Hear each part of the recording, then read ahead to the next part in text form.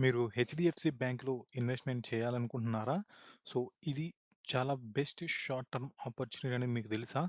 So, ఈ వీడియోలో మనం అసలు ఈ హెచ్‌డిఎఫ్‌సి బ్యాంక్ ప్రెజెంట్ ఎందుకు 52 వీక్స్ లో వద్ద ఉంది? అండ్ ఎప్పుడు ఇన్వెస్ట్‌మెంట్ చేయాలి? ఏ కన్ఫర్మేషన్ తీసుకోవాలి? అనేది ఫుల్‌గా మన వీడియోలో డిస్కస్ చేద్దాం. సో, స్కిప్ చేయకుండా పూర్తిగా వీడియో చూడండి. Hello investors, welcome to my channel. Telugu Alpha. So, ఈరోజొచ్చేసరికి మనం హెచ్‌డిఎఫ్‌సి బ్యాంక్ గురించి ఫుల్‌గా తెలుసుకుందాం. ఆహ్, అండ్ ఇది ప్రెజెంట్ అయితే షార్ట్ టర్మ్‌లో ఇన్వెస్ట్‌మెంట్ చేయడానికి బెస్ట్ ఆపర్చునిటీనా కాదా అనేది కూడా మనం ఫుల్‌గా డిస్కషన్ చేద్దాం. అండ్ మంచిగా టెక్నికల్ అనాలిసిస్ కూడా లాస్ట్‌లో డిస్కషన్ చేద్దాం. మార్కెట్ స్ట్రక్చర్ కూడా గీసి మీకోసం ఒకటి లాస్ట్‌లో అయితే స్లైడ్ పెట్టాను. సో, స్కిప్ చేయకుండా లాస్ట్ వరకు చూడండి. మీకు తెలుసు కదా! మన ఛానల్‌లో మంచి షార్ట్ టర్మ్ ఆపర్చునిటీస్ వచ్చినటువంటి కంపెనీ గురించి అనాలిసిస్ చేసి వీడియోస్ పెడుతున్నాను మీకోసం. సో, మీరు ఇంకా చూడకపోతే ఈ ఈ ఆగస్ట్ మంత్‌లో అండ్ నెక్స్ట్ మంత్‌కి మంచి షార్ట్ టర్మ్‌లో మంచి ప్రాఫిట్ వచ్చేటువంటి కంపెనీస్ గురించి అనాలిసిస్ చేసి మన ఛానల్‌లో పెట్టాను. సో, ఇంకా చూడకుండా ఉంటే వెళ్లి చూడండి. ఓకేనా? సో, ఇంక లేట్ చేయకుండా మనం ఈరోజు వీడియోలోకెళ్ళిపోదాం.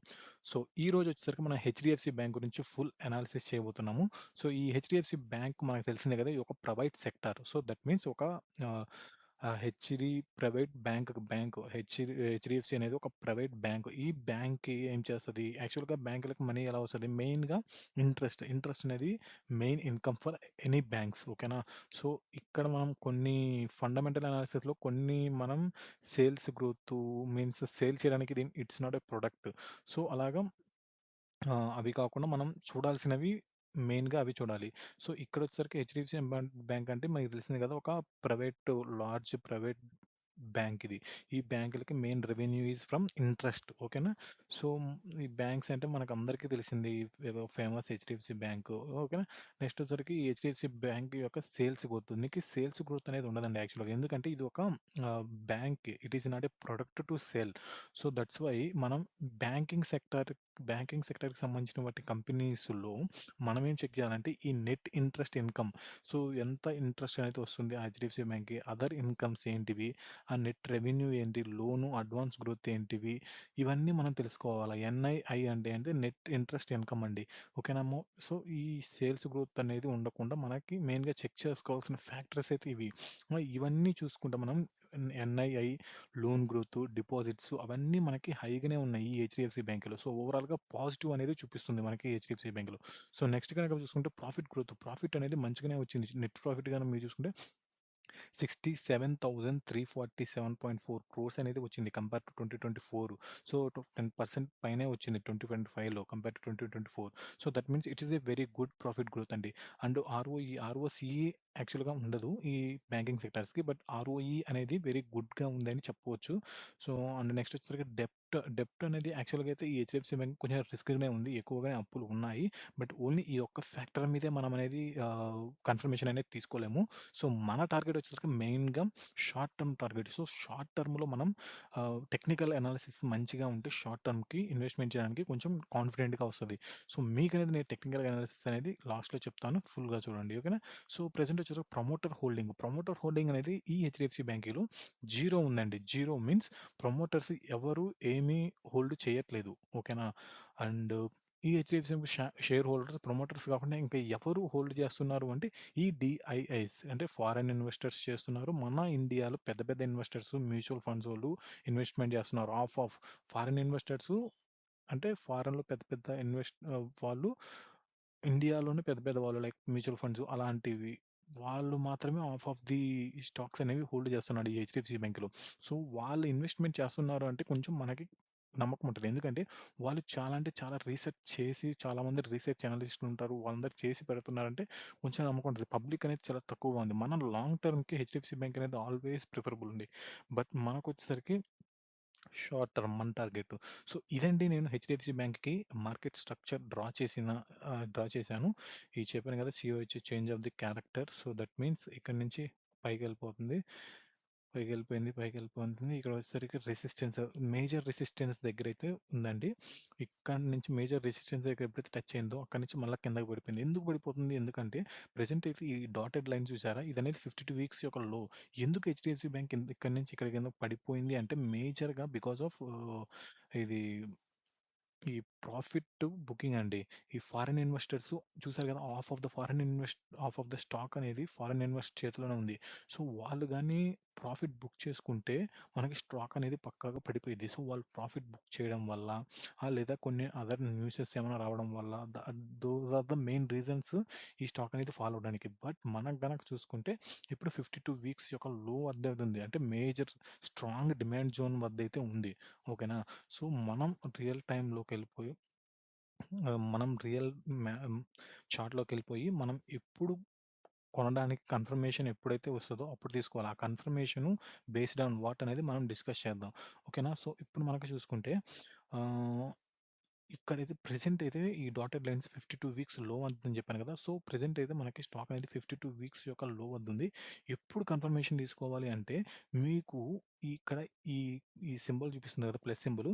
ఈ plus symbol is nothing but ఈ ఈఎంఏ ఇండికేటర్ ఇది యావరేజ్. ఓకేనా? So, that means last 21 days యొక్క యావరేజ్‌ని కాలిక్యులేట్ చేసుకొని ఇలాగ మనకి ఒకటొచ్చేసరికి రెడ్, ఒకటొచ్చేసరికి గ్రీన్ దాన్ని రెండిటిని బేస్ చేసుకొని మనకి డ్రా చేస్తుంది. సో, ఈ 2 ఎప్పుడైతే టచ్ అయితాయో అప్పుడు మనకి ప్లస్ సింబల్ అనేది ఏర్పడిద్ది. మనం గనక చూసుకుంటే ఎప్పుడైతే ఈ ప్లస్ సింబల్ ఏర్పడిందో అప్పటి నుంచి పడిపోవడం స్టార్ట్ అయింది. ఎప్పుడైతే ఈ ప్లస్ సింబల్ ఏర్పడిందో అప్పటి నుంచి పెరగడం స్టార్ట్ అయింది. ఓకేనా? మీరు గనక చూసుకుంటే. సో, అలాగా మనం కన్ఫర్మేషన్ ఎప్పుడు తీసుకోవాలి షార్ట్ టర్మ్ ఇన్వెస్ట్‌మెంట్ అంటే ఇప్పుడు వచ్చేసరికి చూడండి ఇక్కడ పడిపోయింది. తర్వాత వచ్చాక మళ్ళా ఇక్కడ ప్లస్ సింబల్ వచ్చినప్పుడు కొంతవరకు పెరిగింది. సో, ఇది షార్ట్ టర్మ్‌కి ఆపర్చునిటీ. మళ్ళా తర్వాత తగ్గింది. సో, ఇది కూడా షార్ట్ టర్మ్‌కి ఆపర్చునిటీ.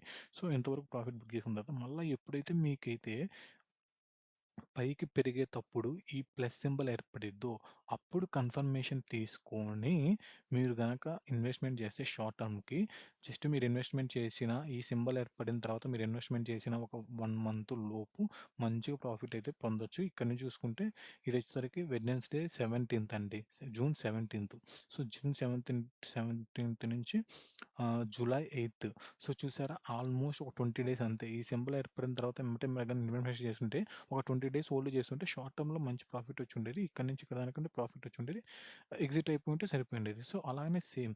సో, అలాగనే నెక్స్ట్ అయితే ఎప్పుడైతే పైకెళ్ళేటప్పుడు ఈ సింబల్ ఏర్పడిద్దో, ఈ సింబల్ మీ చార్ట్‌లో యాడ్ చేసుకోవాలి అని తెలియకపోతే జస్ట్ కామెంట్ చేయండి. I will tell you. ఓకేనా? సో, అలాగా జస్ట్ ప్లస్ సింబల్ ఎప్పుడైతే ఏర్పడిద్దో పైకెళ్ళేటప్పుడు అప్పుడు కన్ఫర్మేషన్ తీసుకొని ఇన్వెస్ట్‌మెంట్ చేయండి.